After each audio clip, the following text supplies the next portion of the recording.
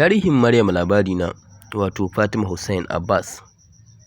Wace ce Maryam Labarina? Fatima Hussein Abbas shahararriyar jaruma a masana'antar shirya fina-finan Hausa na Kannywood, wacce aka fi sani da Maryam Labarina ko kuma Fatima Hussein ko Fatima Sirrin Kyau, wacce ta kasance ɗaya daga cikin jarumai mata da suka shigo masana'antar da kafar dama, duba yadda ta karɓu a idon duniya, sannan kuma ta kasance kyakkyawa wacce ake wa laƙabi da Black Beauty. Ku biye mu domin sauraron cikakken tarihin rayuwar jarumar. Haihuwa. Kamar yadda ta zayyana, jarumar an haife ta ne a jihar Filato, ƙaramar hukumar Jos, amma ta girma ne a cikin garin Abuja. Karatu. Sannan jarumar Fatima Hussein Abbas, wacce aka fi sani da Maryam Labarina, ta faro karatunta ne tun daga matakin primary school, wadda ta fara a garin Abuja, kafin daga bisani su koma garin Kaduna, inda a nan ne ta ci gaba da karatun nata daga primary 2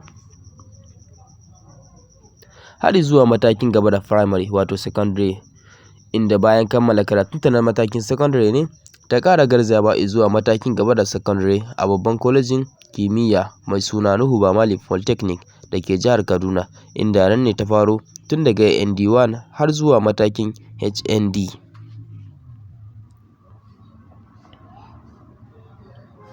Fara fim. Sannan jarumar, kamar yadda ta faɗa, kafin fara fitowarta a fim ta kasance mawaƙiya kuma marubuciya, kuma ta fara fitowa ne a wani fim mai suna Sirrin Kyau,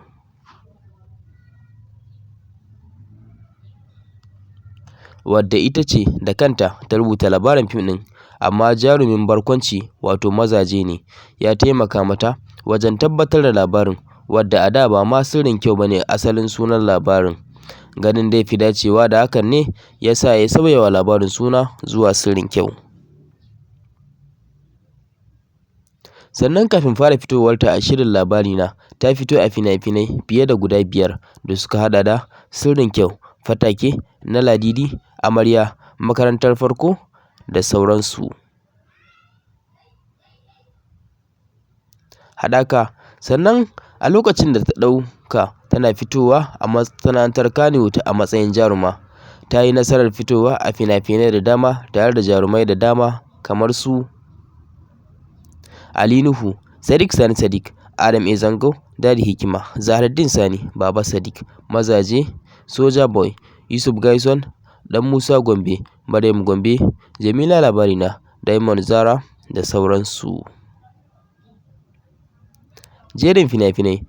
Sannan jarumar ta fito a fina-finai da dama kamar su Labarina, Na Ladidi, Sirrin Kyau, Fatake, Yahoo Boy, Amarya, Makarantar Farko da sauransu. Bidiyon waƙoƙi. Kuma ta fito a bidiyon waƙoƙi tare da jarumai da dama kamar su Dawisu, wadda ta fito tare da Yusuf Gaison da kuma Yusuf Laziyo, Na Ladidi, wadda ta fito tare da Yusuf Laziyo, sai kuma Mutu Ka Raba. Ƙarin bayani. Sannan kamar yadda ta zayyana, bayan fitowarta a shirin Labarina ta haɗu da ƙalubale kala-kala da suka haɗa da sharace-sharace irin na bloggers da dai sauransu.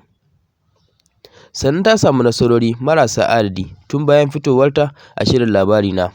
Sannan sin ɗin da ya fi ba ta wahala shi ne na aurenta, saboda ba ta jin daɗi sosai lokacin da ta yi aikin.